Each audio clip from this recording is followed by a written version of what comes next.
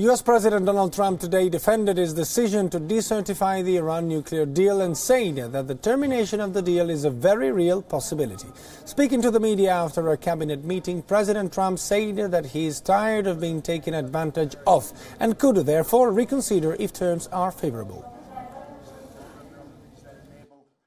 I'm tired of being taken advantage of as a nation. This nation has been taken advantage of for many, many years, for many decades, frankly. And I'm tired of watching it. But the Iran deal was something that I felt had to be done, and we'll see what phase two is. Phase two might be positive, and it might be very negative. It might be a total termination. That's a very real possibility. Some would say that's a greater possibility. But it also could turn out to be very positive. We'll see what happens.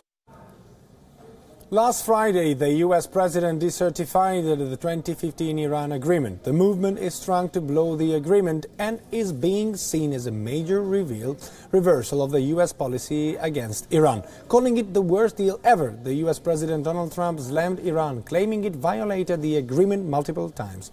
Through decertification, Trump will attempt to persuade the U.S. Congress to approve separate measures to toughen U.S. policy towards Iran. But this move has put him at odds with other signatories, which include Britain, France, Germany, Russia, China and the European Union.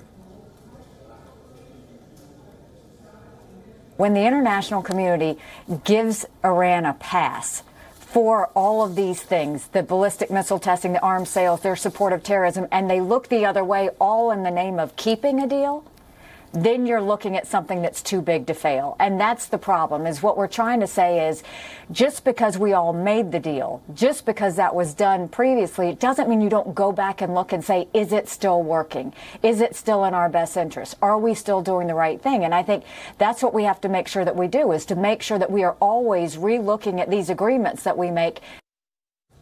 The U.S. lady Summer Zervos, who has accused the President Donald Trump of sexual assault, has subpoenaed his presidential campaign for documents relating to her.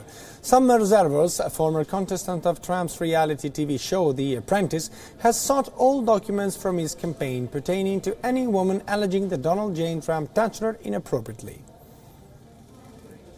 He repeated my words back to me, "Get real," as he began thrusting his genitals. He tried to kiss me again, with my hand still on his chest, and I said, "Dude, you're tripping right now," attempting to make it clear I was not interested.